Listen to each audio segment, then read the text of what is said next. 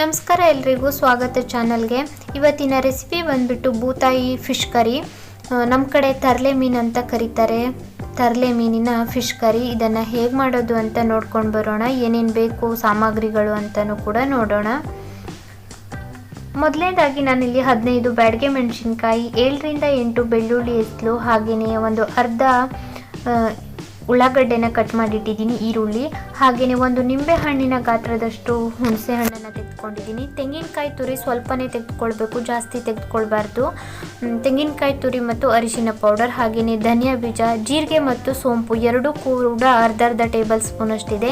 ನೀವು ಸೋಂಪು ಕಾಳನ್ನು ಸ್ಕಿಪ್ ಮಾಡ್ಬೋದು. ಹಾಗೆಯೇ ಇಲ್ಲಿ ನಾನು ಜುಮ್ಮನ್ ಕಾಳನ್ನು ತೆಗೆದುಕೊಂಡಿದ್ದೀನಿ. ಇದು ನಮ್ಮ ಹಳ್ಳಿ ಕಡೆ ಸಿಗುತ್ತೆ, ತುಂಬ ಚೆನ್ನಾಗಿರುತ್ತೆ. ಈ ರೀತಿ ಸಾಂಬಾರು ಮಾಡಿದ್ರೆ ನೀವು ಕೂಡ ಒಮ್ಮೆ ಟ್ರೈ ಮಾಡಿ ಸ್ನೇಹಿತರೆ. ನಾನಿಲ್ಲಿ ಮೆಂತೆ ಹಾಗೂ ಕಾಳುಮೆಣಸನ್ನು ಸ್ಕಿಪ್ ಮಾಡಿದ್ದೀನಿ. ಮೆಣಸು ಖಾರ ಇದೆ, ಹಾಗಾಗಿ ನಾನಿಲ್ಲಿ ಕಾಳುಮೆಣಸನ್ನು ತೆಗೆದುಕೊಂಡಿದ್ದಿಲ್ಲ.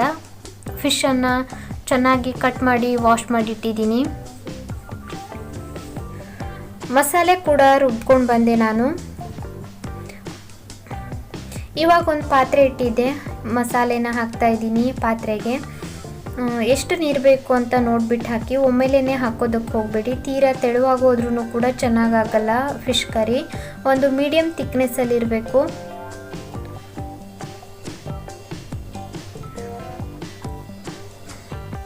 ಇವಾಗ ನಾನು ನೋಡಿಬಿಟ್ಟು ನೀರನ್ನು ಸೇರಿಸ್ತಾ ಇದ್ದೀನಿ.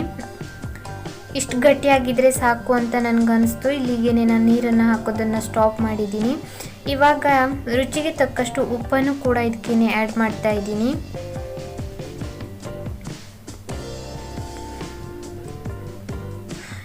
ಇವಾಗ ನಾನು ಜಜ್ಜಿದಂತಹ ಜುಮ್ಮನ್ ಕಾಳನ್ನು ವಾಶ್ ಮಾಡಿ ಜಜ್ಜಿದ್ದೆ ನಾನು. ಜಜ್ಜಿದ್ರೆ ಅದರ ಫ್ಲೇವರ್ ಚೆನ್ನಾಗಿ ಬಿಟ್ಕೊಳ್ಳುತ್ತೆ, ಹಾಗಾಗಿ ಜಜ್ಜಿದ್ದೆ.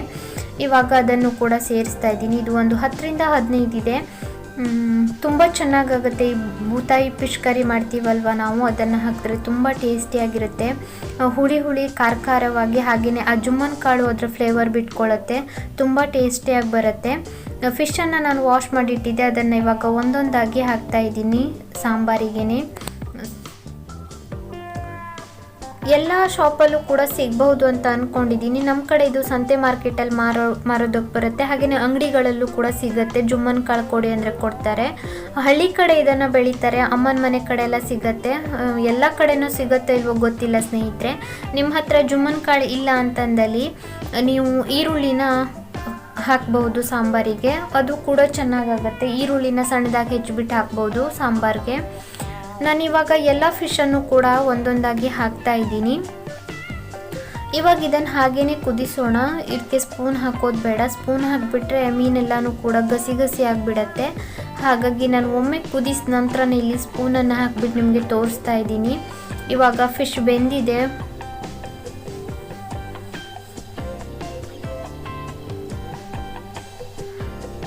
ನಿಮ್ಗೆ ತೋರಿಸ್ತಾ ಇದ್ದೀನಿ ಫಿಶ್ ನೋಡಿ ಹೇಗೆ ಹಾಕಿದ್ದೆ ಅಲ್ವಾ, ಹಾಗೇನಿದೆ, ಚೆನ್ನಾಗಿ ಬೆಂದಿದೆ ಅಂತ ಒಮ್ಮೆ ನಿಮಗೆ ತೋರಿಸ್ತಾ ಇದ್ದೀನಿ. ಮತ್ತೆ ಸ್ಪೂನಲ್ಲಿ ತಿರುಗಬೇಡಿ, ಬೇಗನೆ ಗಸಿ ಆಗಿಬಿಡತ್ತೆ. ಫಿಶ್ ಸಿಗೋದಿಲ್ಲ ನಿಮ್ಗೆ ತಿನ್ನೋದಕ್ಕೆ, ಹಾಗಾಗಿ ಹೇಳ್ತಾ ಇರೋದು. ಚೆನ್ನಾಗಿ ನಾನಿಲ್ಲಿ ಕುದಿಸಿದ್ದೀನಿ ಇದನ್ನು. ಈಗ ಕೊನೆಯಲ್ಲಿ ನಾನು ಕೊತ್ತಂಬರಿ ಸೊಪ್ಪನ್ನು ಆ್ಯಡ್ ಮಾಡ್ತಾ ಇದ್ದೀನಿ. ಹಾಗೆಯೇ ಗ್ಯಾಸ್ ಸ್ಟವನ್ನು ಕೂಡ ಆಫ್ ಮಾಡಿದ್ದೀನಿ.